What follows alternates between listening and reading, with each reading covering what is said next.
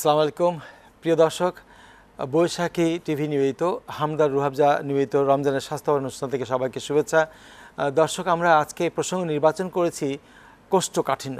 আমাদের জীবনযাপনের একটা সমস্যা তৈরি হতেই পারে এবং কোষ্ঠকাঠিন্যের ভাবনার প্রয়োজন রয়েছে, এবং এই বিষয়ে নিরাময়ে তথ্যাদি জানাবার জন্য আজকে উপস্থিত হয়েছেন বিশিষ্ট কোলোরেক্টাল সার্জন, যিনি সহকারী অধ্যাপক সার্জারি বিভাগ, জাতীয় ক্যান্সার গবেষণা ইনস্টিটিউট, ডাক্তার আহসান হাবিব। তার সাথে কথা বলছি। আমাদের জীবনযাপনের কোনো অভ্যেস, খাবার কোনো অভ্যেস, এর পেছনে কি দায়ী কোষ্ঠকাঠিন্য হবার জন্য ডাক্তার আহসান হাবিব? কোষ্ঠকাঠিন্যের একটা অন্যতম কারণ এবং চিকিৎসা দুটোই, সেটি হলো তার খাদ্যাভ্যাস এবং তার লাইফস্টাইল।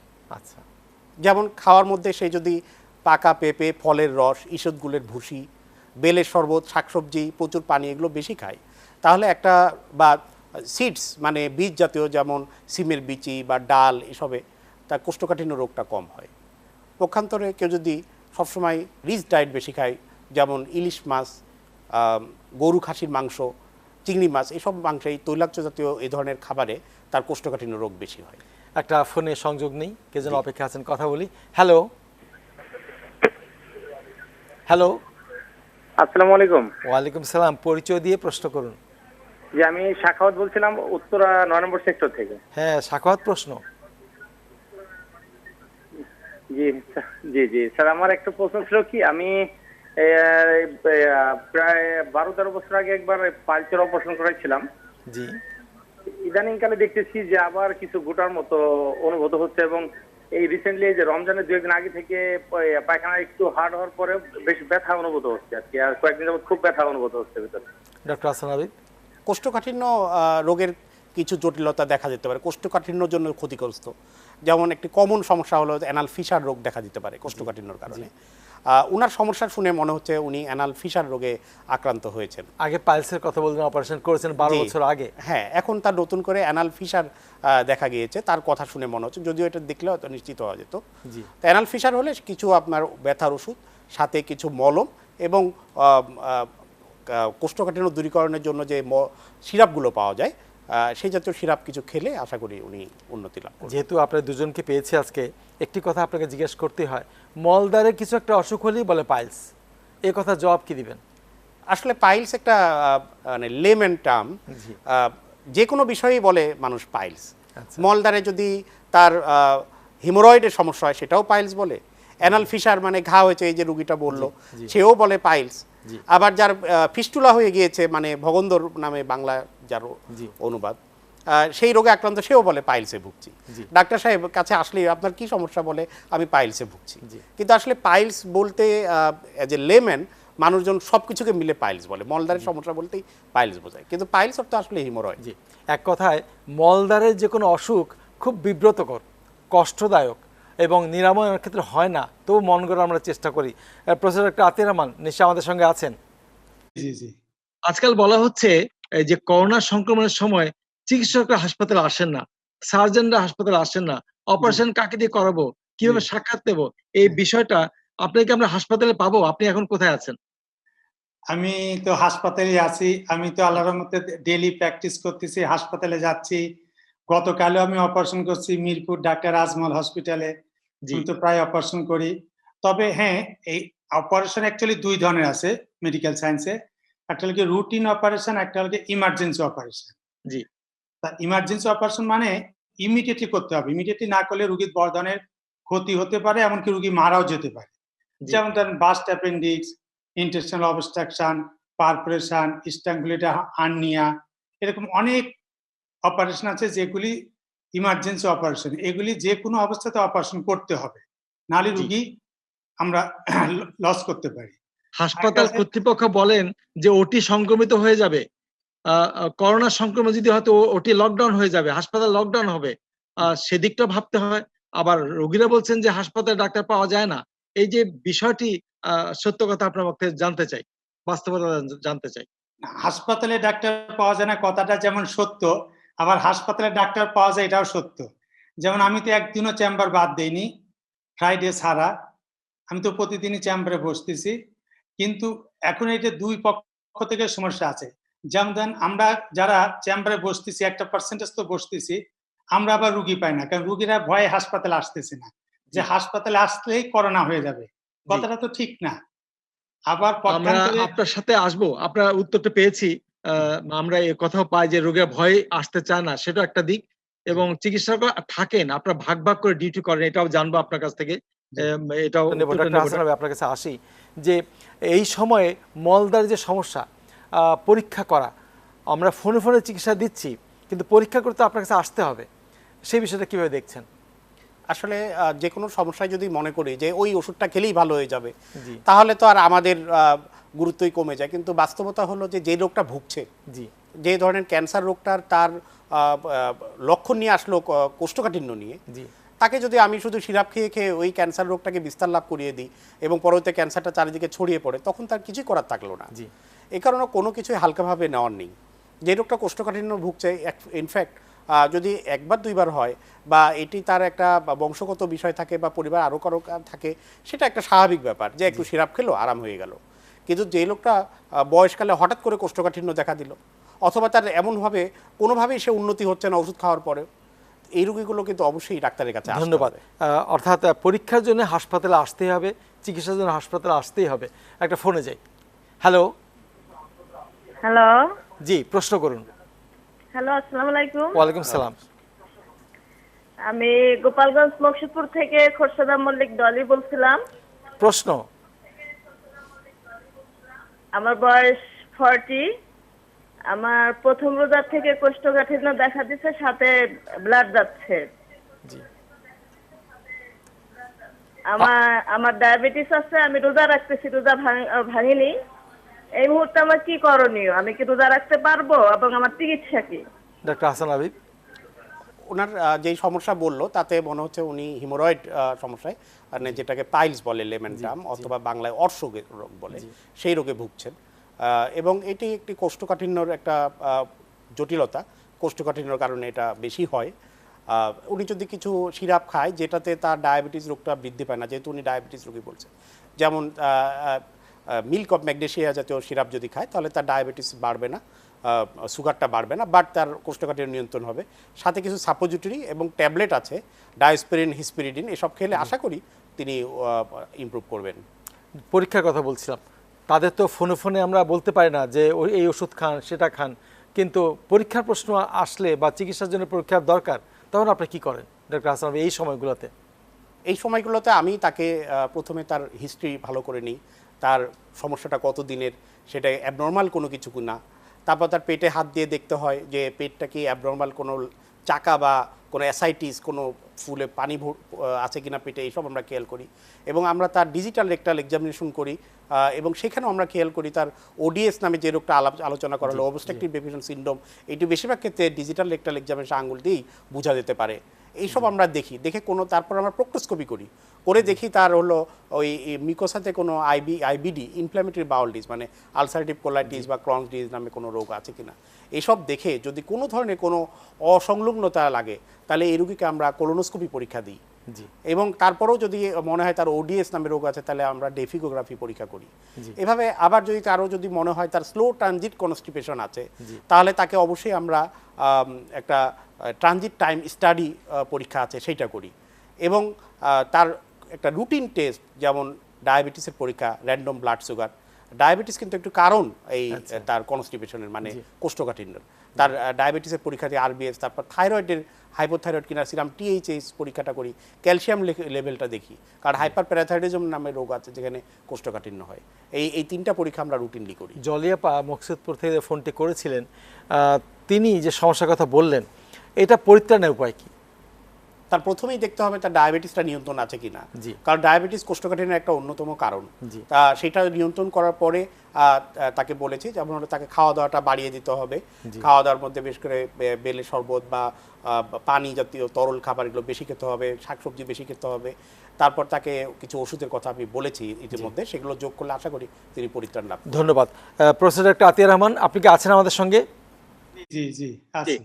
প্রফেসর কাতিয়া, জানতে চাই এই দিনগুলো, করোনা সংক্রমণের দিনগুলোতে আমরা সংকটে ভুগছি, এটা নিঃসন্দেহে বলা যায়। হাসপাতালে সেখানে সেবা কর্মী, নার্সের অভাব, পরীক্ষার জন্য মহিলা রোগী যখন আসে, আপনারা কি ব্যবস্থা নিচ্ছেন, স্পেশাল কি প্রিকশন নিয়ে কাজগুলো করছেন? আমরা দুই ধরনের প্রিকশন নিচ্ছি। একটা মহিলা আসলে তো অবশ্যই মহিলা অ্যাটেন্ডেন্ট থাকতে হবে, অ্যাটলিস্ট 2 জন আমার মহিলা অ্যাসিস্ট্যান্ট আছে, তারা থাকে। তারা হলো গিয়ে পর্দার সাইডটা দেখে, তারা সবকিছু রেডি করে, তারপরে আমরা পরীক্ষা করি। আর এখন যেহেতু করোনা চলতেছে, আমরা নিজেকে সেভ করার জন্য, ইনক্লুডিং পেশেন্টকেও সেভ করার জন্য আমরা স্পেশাল প্রিকশন নেই। যেন আমরা মাস্ক পরি, হাতে গ্লাভস নেই, ফিজিক্যাল ডিস্টেন্স, এই যে সোশ্যাল ডিস্টেন্স না বলে আমি বলবো ফিজিক্যাল ডিস্টেন্স, একজন থেকে আরেকজন একটু দূরে থাকা, এই ডিস্টেন্সটা আমরা মেনটেন করি। এবং রুগীকে আমরা আগে একটু হিস্ট্রি নিয়ে নেই যে হাঁচি কাশি, জ্বর, গলা ব্যথা এগুলি আছে কিনা, অর্থাৎ করোনার কোনো লক্ষণ আছে কিনা। তারপরে আমরা তাকে আইসোলেটেড ভাবে সুন্দর করে ওই মহিলা রেডি করে, তখন আমরা পরীক্ষাটা করি উইথ ডবল প্রোটেকশন, অর্থাৎ এখানে আমরা ডবল গ্লাভস করি, ডিস্টেন্স মেনটেন করি, কাপড় দিয়ে সুন্দর করে তাকে ঢেকে দেওয়া হয়, এবং যাতে কোনো রকম মানে করোনা আক্রান্ত না হয়, অর্থাৎ ট্রান্সমিশন না হয়, এবং পর্দারও কোনো বরখেলাপ না করা হয়, এদিকে খুব বিশেষ গুরুত্ব দেওয়া হয়। ধন্যবাদ। এখন তো মাহে রমজান, অন্যদিকে করোনা, সব মিলিয়ে প্রিকশন নিয়ে আপনারা কাজ করছেন। ধন্যবাদ প্রফেসর ডক্টর আতিয়ার, আমাদের সঙ্গে থাকুন। ডক্টর হাসান হাবিব, জানতে চাই একটি প্রসঙ্গ, আমরা শাকসবজির কথা বলছি, আর করোনার সংক্রমণের সময় শাক নিয়ে বিড়ম্বনা, শাক বাসা নিয়ে যাওয়া যাবে কিনা, শাক হাত দিয়ে ছোঁয়া যাবে কিনা, এই বিষয়ে আপনার মন্তব্য কি? ইনফ্যাক্ট শাকসবজি খাওয়াটা স্বাস্থ্যের জন্য খুবই হেল্পফুল, জি। কারণ এখানে lots of vitamins and minerals থাকে শাকসবজির মধ্যে। জি। তা এইটার ব্যাপারে যে এটা পর্যাপ্ত পরিমাণ পানি দিয়ে যদি ধুয়ে রাখা হয়, জি। তাহলে আশা করা যায় যে এই ধরনের বেশ কিছুক্ষণ সময় যদি পানিতে ধুয়ে রাখা যায়, পানির মধ্যে ভিজিয়ে চুবিয়ে রাখা যায়, তারপর যদি এটা কেটে রান্না করা হয়, তাহলে আশা করি এখানে কোনো ধরনের জীবাণু থাকার সম্ভাবনা নেই। আর যে কোনো জিনিসই 100 ডিগ্রি সেন্টিগ্রেড যখন তাপমাত্রা পার হয়ে যায়, অর্থাৎ ফুটানো হয়, তখন এখানে সাধারণত কোনো জীবাণু থাকতে পারে না। ধন্যবাদ। আর শাক বাসায় এনে প্রবাহমান পানি ঝরছে, এই চলমান পানিতে ধুয়ে কিছুক্ষণ রেখে তারপরে কাটা করার ব্যবস্থা করবেন। পরিচ্ছন্নতার কথা মনে রাখতে হবে। করোনা সংক্রমণ নিয়ে আমরা সবাই সচেতন, কিন্তু রোগ তো আর বলে কেউ আসে না, এবং সমস্যা বা তার জটিলতা নিয়েও তাকে ঘিরে ফেলে। আসুন, এবার পরীক্ষা তো হয়ে গেল, চিকিৎসার প্রসঙ্গ। এখন চিকিৎসার জন্য ওটি ব্যবহার, হাসপাতালে ভর্তি, এই বিষয়টা আপনারা কীভাবে দেখছেন এই সময়, ডক্টর হাসান হাবিব? করোনার সময় আমাদের এই কিছু কিছু হাসপাতালে ইতিমধ্যে নিয়ম করেছে যে রুটিনলি সব রোগীরই যে কোনো মেজর অপারেশন হলে তার করোনা টেস্ট করে সেটা নেগেটিভ হলে তারপর করার জন্য। তা এর কিছু সপক্ষে যুক্তি আছে, যেমন হলো যে একটি বড় হাসপাতাল যেখানে অনেক লোক সার্ভিস পাচ্ছে, এখানে হঠাৎ করে একটি করোনা রোগী যদি অপারেশন হয়ে যায় ডিটেকশন হওয়ার আগেই, এবং তার হয়তো বা ওরকম সিমটম নাই, বাট সে স্প্রেড করছে রোগটা, বা তার মধ্যে করোনা রোগ আছে, তার মধ্যে সিমটম নেই, সেক্ষেত্রে দেখা যাচ্ছে যে ওই ইউনিট বা ওই হাসপাতালে ওটি পুরোটা বন্ধ হয়ে যাচ্ছে। সেক্ষেত্রে আরও রোগীরা বেশি সাফার করছে। বলা হচ্ছে কোনো লক্ষণ প্রকাশ নাও পেতে পারে। জি। তাহলে কি করবেন? সেক্ষেত্রে করোনা বড় অপারেশন থাকলে আমরা করোনা টেস্টগুলো আমরা আগেই করে নিয়ে সেগুলো নেগেটিভ রোগীদের আমরা অপারেশন করব। সেটাকে আপনাকে ফলো আপ করে স্ক্রিনিং করে ব্যবস্থা করা হয়, এবং তাদের ব্যবস্থা আছে। জি। হতাশ হবার কারণ নেই যে অপারেশন হবে না, হাসপাতাল ভর্তি হবে না। করোনা, কারো যদি করোনা রোগ ধরা পড়ে, তারও যদি অপারেশন লাগে, তারও অপারেশন করা যাবে, কিন্তু সেক্ষেত্রে প্রিকশন সহকারে। যেমন এর আগেও তো ভয়াবহ কিছু রোগ ছিল, যেমন এইডস নামে রোগ ছিল, তারপর হেপাটাইটিস বি, সি, এগুলো তো ভয়ঙ্কর রোগ, সেগুলোকে অপারেশন হচ্ছে না এত বছর ধরে, মানুষের অপারেশন চলছে। সেরকম করোনা রোগীরও যদি রোগ থাকে এবং তার যদি অপারেশন লাগে, অপারেশন তো হবে। এই সময়ে, করোনাকালীন সময়ে অনেকে জটিল সমস্যা নিয়ে আসতে পারেন। তিনি ভাবছেন মলদারে রক্ত যাচ্ছে, এমনটি হতেই পারে। তিনি কোথায় যাবেন? হাসপাতালে গেলে চিকিৎসক নাই, তিনি বলছেন ডাক্তারকে আমাকে কাছে পরীক্ষা করে দেখবেন। এই প্রশ্নের জবাব কিভাবে দেবেন ডক্টর হাসান হাবিব? মলদারের রক্ত যাওয়ার আমি প্রথমে রোগীটাকে দেখতে হবে। জি। এবং আমরা কিন্তু রোগী দেখছি। জি। এই রোগীর হিস্ট্রি নিতে হবে। হিস্ট্রি নেওয়ার পরে রোগীটাকে পরীক্ষা করতে হবে। অবশ্যই এই করোনাকালীন সময় আমাদের সাবধানভাবে করতে হবে যে সোশ্যাল ডিস্টেন্সিং, অর্থাৎ আমরা যাতে পিপিই পরে থাকি, রোগীও যাতে মাস্ক পরে থাকে, আমার যে অ্যাসিস্ট্যান্ট আছে তারাও যাতে মাস্ক পরে থাকে, গ্লাভস পরে থাকে, এসব সাবধানতার সাথে হিস্ট্রি, ক্লিনিক্যাল এক্সামিনেশন, এবং আমি যখন এই ডিজিটাল রেকটাল এক্সামিনেশন করি এবং তার প্রক্টোস্কোপি করি, বেশিরভাগ ক্ষেত্রে রোগটা এক্ষেত্রে নির্ণয় হয়ে যায়। এবং এই মলদারে যে রক্ত যাওয়া রোগটা, এটা তখন স্টেজ হয়। স্টেজে যদি দেখা যায় যেটা হিমোরয়েড অর্থাৎ পাইলস রোগে আক্রান্ত হয়েছে অথবা অ্যানাল ফিশারে ভুগছে, যদি প্রাথমিক স্টেজে থাকে অথবা তার অ্যানাল ফিসার থাকে, এগুলো বেশিরভাগ ক্ষেত্রেই ওষুধ দিয়ে নিরাময় করা যায়। তবে যার অনেক দূর গড়িয়ে যায়, যেমন স্টেজ 4-এ চলে গেছে, 3-তে চলে গেছে, অথবা এমনই রক্ত যাচ্ছে যে তার শরীরে রক্ত দিতে হচ্ছে, গোয়িং টু ডাই, এরকমও অনেক সময়, এটা একটা রেয়ার কেস। এ ধরনের কেস খুব রেয়ার, আমরা কোলোরেক্টাল সার্জনই কম পাই এ ধরনের, তবে মাঝে মাঝে পাই যে এত বেশি রক্ত যাচ্ছে তার কয়েক ব্যাগ রক্ত দিতে হয়েছে, 5-6 ব্যাগ রক্ত দিতে হয়েছে, পাইলসের ব্লিডিং, সেক্ষেত্রে তার অপারেশন লাগবে। সেক্ষেত্রে আমরা তাকে অপারেশনের প্রস্তুতি নিয়ে অপারেশন করতে হবে। খুব পপুলার একটা অপারেশন হতো লঙ্গ অপারেশন, এখনো হয়, সেটা কি আপনারা করছেন এখন এই মুহূর্তে করোনার এই সময়কালীন অবস্থায়? যার অপারেশনটা লাগবেই, অর্থাৎ সে এখন কনজারভেটিভ স্টেজে নাই, তার অপারেশন ছাড়া কোনো গতি নাই, সেই রোগীর আমরা অপারেশন করছি এবং নিয়মিত এই ধরনের অপারেশন করছি। এবং এই অপারেশন করার সময় আমরা যেটা করছি যে আমাদের অপারেশনের সার্জন, সেই রোগীকেও আমরা মাস্ক পরিয়ে রাখছি, আমাদের অ্যাসিস্ট্যান্ট যারা আছে, অ্যানেস্থেসিয়া ডাক্তার, এভরিবডি তাদের প্রিকশন নিয়ে এই অপারেশনটা করা হচ্ছে। ধন্যবাদ প্রফেসর ডক্টর আতিয়ার। নিঃসন্দেহে একটা ঝামেলার মতো বিষয়, কিন্তু এটা একটা দিক নির্দেশনা প্রয়োজন। সেটা হচ্ছে তার জরুরি অপারেশন করতে হবে, মলদ্বারে পুঁজ জমেছে অথবা যেটা শুনছিলেন প্রচুর রক্ত যাচ্ছে, জরুরি অপারেশন করবেন, সেক্ষেত্রে কিভাবে আপনারা এগুচ্ছেন, কি ব্যবস্থা নিচ্ছেন প্রফেসর ডক্টর আতিয়ার রহমান? হ্যাঁ, জরুরি অপারেশন যেগুলো লাগবে এগুলো আমরা করছি, রিস্ক নিয়ে করছি। যেমন ধরেন যে গলব্লাডারে পুঁজ জমে গেছে, যেটাকে আমরা এমপায়ামা বলি, বা পারফোরেশন। শুধু যে সার্জারিতে ইমার্জেন্সি তা না, মনে করেন এই সার্জারি ছাড়াও আরো কিছু কিছু ক্ষেত্রে ইমার্জেন্সি আছে। মনে করেন একটা রোগী হার্ট অ্যাটাক হয়েছে, গেল ন্যাশনাল হার্ট ফাউন্ডেশনে, তাকে ইমিডিয়েটলি অ্যানজিওগ্রাম করে স্টেন্ডিং করতে হবে, নাহলে তার জীবন বাঁচবে না। এই ক্ষেত্রে হয়তো তারাও করতেছে, কিন্তু এইসব ক্ষেত্রে আমরা যদিও রিস্ক নিয়ে করতেছি, যতটা পাই রিস্ক নিয়ে করতেছি, কিন্তু সবচেয়ে ভালো হতো যদি র্যাপিড টেস্টের ব্যবস্থা থাকতো। যদি যেমন ধরেন পৃথিবীর ম্যাক্সিমাম দেশে এখন র্যাপিড টেস্ট 2 মিনিটের ভিতর ফলাফল জানা যায়, এরকম যদি ব্যবস্থা থাকতো তাহলে এই ইমার্জেন্সি অপারেশনগুলো আমরা খুব স্বাচ্ছন্দ্যে করতে পারতাম। হার্ট অ্যাটাক কষ্ট বলেছেন প্রফেসর ডক্টর আতিয়ার যে ঝুঁকি নিয়ে করছেন, তো ঝুঁকি নিয়ে করতে যেতে আপনি নিজেও লকডাউনে পড়বেন এবং হাসপাতালকে লকডাউন করে দিবেন, এর সমাধান কোথায়? এর অ্যাকচুয়ালি সমাধান ওই ইমিডিয়েটলি একটা র্যাপিড টেস্টের ব্যবস্থা করতে হবে। যেমন পৃথিবীর ম্যাক্সিমাম দেশে র্যাপিড টেস্টের ব্যবস্থা আছে, এবং এই র্যাপিড টেস্ট করে আমরা 2 মিনিটের ভিতরে জানতে পারি যে অ্যাকচুয়ালি তার করোনা পজিটিভ না নেগেটিভ। আর আপনি বলতেছে ঝুঁকি নিয়ে করছি কেন? এখন যেহেতু আমরা ডাক্তার, আমাদের তো পিছিয়ে যাওয়ার সুযোগ নেই, আমাদের একমাত্র পথ রোগীকে সেবা করা। কিন্তু পিসিআর করে বা র্যাপিড টেস্ট করে একটা সিস্টেমে এসে আপনি তো ক্লিয়ারেন্স নেবেন, তো জি ক্লিয়ারেন্স তো নিতে হবে। সেই ঝুঁকিমুক্ত থাকবার জন্য পিসিআর হোক আর র্যাপিড টেস্ট হোক, একটা পদ্ধতিতে আপনাকে আশ্রয় নিতেই হবে। আশ্রয় নিতে হবে, হ্যাঁ। এবং আমাদের যে কোনো ভাবে হোক, বিদেশ থেকে হোক বা দেশে মাধ্যমে হোক, একটা র্যাপিড টেস্ট ইমিডিয়েটলি আমদানি করতে হবে, যাতে আমরা ব্যাপক রোগীকে ইমিডিয়েটলি টেস্ট করতে পারি এবং রোগীকে সঠিক চিকিৎসা দিতে পারি। জি, আমরা চাই না যে কেউ হাসপাতাল বা ব্যক্তি পর্যায়ে কেউ লকডাউনে পড়ে যাক, তিনি কোয়ারেন্টাইনে পড়ে যাক, কাজ বন্ধ হয়ে যাক, এটা আমরা চাই না। প্রিয় দর্শক, আমরা আলোচনায় আছি, আমরা বিদায় দিতে চাই। প্রফেসর ডক্টর আতিয়ার রহমান, আপনার সাথে কথা হলো, অনেক মূল্যবান তথ্য জানিয়েছেন, আপনাকে ধন্যবাদ। দর্শক, একটা প্রসঙ্গ, যাদের দীর্ঘমেয়াদী কোষ্ঠকাঠিন্য, মাহে রমজানই হোক অন্য সময় হোক, তাদের কি জটিল হতে পারে, অর্থাৎ ভালো চিকিৎসা করেননি তিনি, তার কি সমস্যা হতে পারে ডক্টর আসরার হাবিব? দীর্ঘদিন ধরে কোষ্ঠকাঠিন্য বা রোগে ভুগলে, অথবা যদি হঠাৎ করে তার বেশি কোষ্ঠকাঠিন্য হয়, যে অনেকক্ষণ ধরে বাথরুমে বসে তার স্ট্রেইন করতে হয়, মানে কুদ দিতে হয়, সেক্ষেত্রে তার ওখানে হিমোরয়েড রোগটা, অর্থাৎ পাইলস, সাধারণ ভাষায় যে বলে পাইলস রোগের সম্ভাবনা বেড়ে যায়। অ্যানাল ফিসার রোগটা বেশি হতে পারে, তার অ্যাবসেস, পেরিয়ানাল অ্যাবসেস থেকে ফিস্টুলা রোগ বেশি হতে পারে, এবং তার ফিকাল ইনফেকশন হয়ে যেতে পারে, অর্থাৎ ওখানে বাথরুম শক্ত হয়ে জমাট হয়ে গেল, একদম শক্ত হয়ে গেল, পরে পাশ দিয়ে দিয়ে আবার নরম নরম বাথরুম লিক করে, এরকম হতে পারে। এবং আরেকটা হলো প্রোলাপস হয়ে যেতে পারে, অর্থাৎ ওখান থেকে মলদার দিয়ে ভিতরে মাংসপিণ্ড বের হয়ে আসতে পারে। প্রত্যেকটা জটিল ব্যাপার, যে কথাগুলো বললেন, কোষ্ঠকাঠিন্য তৈরি হলে যে সমস্যাগুলো, প্রত্যেকটা জটিল এবং প্রত্যেকটা আলাদা আলাদা চিকিৎসা করতে হয়। এবং একটি পর্যায়ে জানতে চাই, ছোট বাচ্চারা তারা আজকাল মাংস বেশি খায়, শাকসবজি খেতে চায় না, ওদেরও কোষ্ঠকাঠিন্য হচ্ছে, তাদের জন্য বিশেষ ব্যবস্থা কি?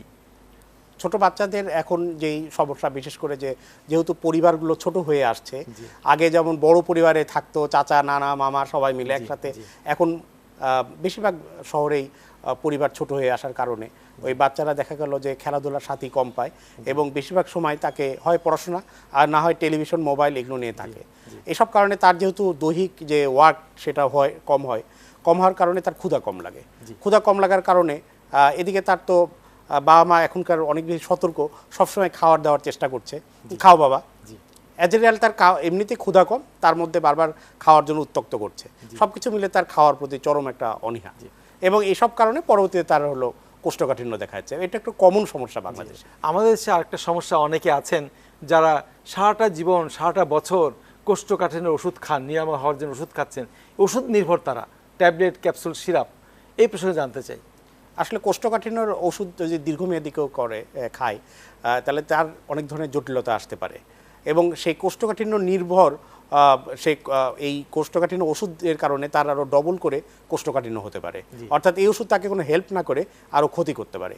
এই জন্য দীর্ঘমেয়াদী যারা কোষ্ঠকাঠিন্য ভুগছেন তাদের অবশ্যই একজন সার্জন বা কোলোরেক্টাল সার্জন দেখানো উচিত এবং তার সঠিকভাবে চিকিৎসা করা উচিত। এবং দীর্ঘমেয়াদী ওষুধ খাওয়াটা ঠিক নয়। আমরা বলেছি যে খাদ্যাভ্যাসের মাধ্যমে চেষ্টা করতেই হবে। আমরা আলাপে এসছে যে ওডিএস, একটা নতুন তথ্য, আমাদের দর্শকরা অনেকে হয়তো নতুন নামটি শুনেছেন, ওডিএস। এটা বলতে কি বোঝায়, বিষয়টা কি দাঁড়ায়? অবস্ট্রাকটিভ ডেফিকেশন সিনড্রোম, এটি একটি ইভলভিং ডিজিজ। এটা আমরা এখন প্রায় ফেস করি, যেটা হয়তো বা আর 2 যুগ আগে মানুষজন বুঝতো না, রুগীও বলতো আর ডাক্তারও হয়তো বা বুঝতো না। কিন্তু এখন কিছু কিছু রুগী আমরা প্রায় এরকম এসে বলে যে ডাক্তার সাহেব, আমার বাথরুম করতে বসলে, বাথরুমে অনেক বেগ আছে কিন্তু বাথরুম করতে বসলে দেখি বাথরুম বের হয় না, তারপর অনেকক্ষণ হয়ে যাচ্ছে বাথরুম হয় না, পরবর্তীতে আমরা দেখা গেলো যে ওখানে চাপাচাপি করতে হাত দিয়ে, অথবা অনেকে আঙ্গুল দিয়ে বের করে, তারপরেও ঠিকমতো অনেকক্ষণ সময় করার পর যখন উঠে যায়, উঠার পরেও তার বাথরুমটা ক্লিয়ার হয় না। অর্থাৎ 30-40 মিনিট বা 1 ঘন্টা পর্যন্ত বাথরুমে বসে থেকেও বাথরুম ক্লিয়ার হয় না। এবং এভাবে করে রুগী ভুগতে ভুগতে এমন এক সমস্যা যে দেখা গেলো মানসিক, অনেক ডাক্তারের কাছে যায়, বুঝতে পারে না, ডাক্তারও বুঝতে পারে না, এবং পরবর্তীতে মানসিক ডাক্তারের কাছে যে মানসিক ডাক্তারের চিকিৎসা পাচ্ছে, এবং এরকম একটা মানসিক রুগীতে পরিণত হয়ে যায়। এরকম রুগী আমি প্রায় পাই। এগুলোকে অপারেশন করতে হয় না ওষুধের মাধ্যমে ভালো? অবস্ট্রাকটিভ ডেফিকেশন সিনড্রোমের 2 রকম কারণ আছে। একটা হলো যে যার অ্যানাটমিক্যাল কজ, যে তার দেখা গেলো যে একটা জায়গায় রেক্টোসিল বলে একটা রোগ আছে, এগুলো অপারেশন করলে ভালো হয়। নন অ্যানাটমিক্যাল কজ আছে যেগুলো অপারেশনের বিষয় না, এটা আমরা বেশিরভাগ ক্ষেত্রে আঙ্গুল দিয়ে পরীক্ষা করে, প্রোক্টোস্কোপি করে এবং ডিফিওগ্রাফি পরীক্ষা করে বুঝতে পারি। নন অ্যানাটমিক্যাল কজে তাকে তার training of bowel movement training করা হয়, অর্থাৎ বায়োফিডব্যাক বলে। এই ট্রেনিংয়ের মাধ্যমে এটা সমাধান করা যায়। সমস্যা যেমনই হোক, একটু দীর্ঘমেয়াদী হলে, কষ্টদায়ক হলে সবাই মনে করে ক্যান্সার লক্ষণ। আপনার মন্তব্য কি? যদি একটি কনস্টিপেশন, কোষ্ঠকাঠিন্য রোগী অ্যাবনর্মালভাবে প্রেজেন্ট করে, অর্থাৎ একটা রোগীর স্বাভাবিকভাবে এরকম ছিল যে প্রতিদিন তার 2 বার করে বাথরুম হয়, বাংলাদেশে কিন্তু এটা নর্মাল, মানে বাংলাদেশের লাইফ স্ট্যান্ডার্ডে 2 বার বাথরুম এটা কিন্তু নর্মাল। আপ টু 3 মুভমেন্ট, মানে দিনে 3 বার পর্যন্ত নর্মাল বলা যায়। তা 2 বার করে হচ্ছে, কিন্তু সে দেখা গেলো 1 মাস ধরে সে ভোগ করছে, তার 3 দিন 4 দিন পর 1 বার করে বাথরুম হচ্ছে, তাহলে সে অ্যাবনর্মাল হয়ে গেল। আবার এরকম হতে পারে যে তার যে বাথরুমের যে ক্যালিবার ছিল, মানে যেভাবে পড়তো, সেটা দেখা গেলো চিকন হয়ে বের হচ্ছে, তার এরকম আগে কোনোদিন ছিল না, কিন্তু সে 2-3 সপ্তাহ ধরে লক্ষ্য করছে তার চিকন হয়ে বের হচ্ছে। অথবা সে দেখা গেলো যে আগে তার যেভাবে ছিল এখন তার প্যাটার্নটা চেঞ্জ হয়ে গিয়েছে, সকালবেলা উঠেই দৌড়াতে হয়, দৌড়ায় বাথরুমে গেলে দেখা গেলো অনেকগুলো আমের সাথে রক্ত এবং সামান্য একটু বাথরুম বের হচ্ছে। এই যে চেঞ্জ হওয়া, স্বাভাবিক নিয়ম থেকে চেঞ্জ হওয়া, এই চেঞ্জ যদি হয়ে যায় আর এই রোগীর বয়স যদি 50-এর বেশি হয়, তাহলে প্রথমে আমাদের সাসপিশন থাকবে এটা একটা ক্যান্সার রোগ হতে পারে। সেক্ষেত্রে আমরা কোলোনোস্কোপি পরীক্ষা করব। ধন্যবাদ। আমরা এর সমাধান আছে। আমরা লজ্জা পেয়ে কোষ্ঠকাঠিন্য হোক, মলদ্বারের সমস্যা হোক, কাউকে বলতেও চাই না, সমাধানের জন্য এগোতেও চাই না, অর্থাৎ এগোতে হবে, চিকিৎসা নিতে হবে। ডক্টর আহসান রাবি আজকে সময় দিয়েছেন, অনেক নতুন তথ্য জেনেছি আপনার কাছ থেকে। আপনাকে শুভেচ্ছা এবং ধন্যবাদ। ধন্যবাদ দর্শক, হামদার রুহাবজা নিবেদিত রমজানের স্বাস্থ্য ভাবনা অনুষ্ঠানে আমরা এইভাবেই নতুন নতুন বিষয় আপনাদের জানাতে চেষ্টা করব, এবং সুস্বাস্থ্যের প্রয়োজনে মাহে রমজানকে তার তথ্যাদি মানতে হবে, এবং সে তথ্য আমরা যে খাদ্যাভ্যাসের কথা বলেছি সেটাও মেনে চলবেন। আশা করি সবাই ভালো থাকবেন। মাহে রমজান আমাদের সফলতা বয়ে নিয়ে আসুক, আমরা সুস্থ থাকতে চাই। আবারও তো কথা হবে, দেখা হবে। ধন্যবাদ সবাইকে।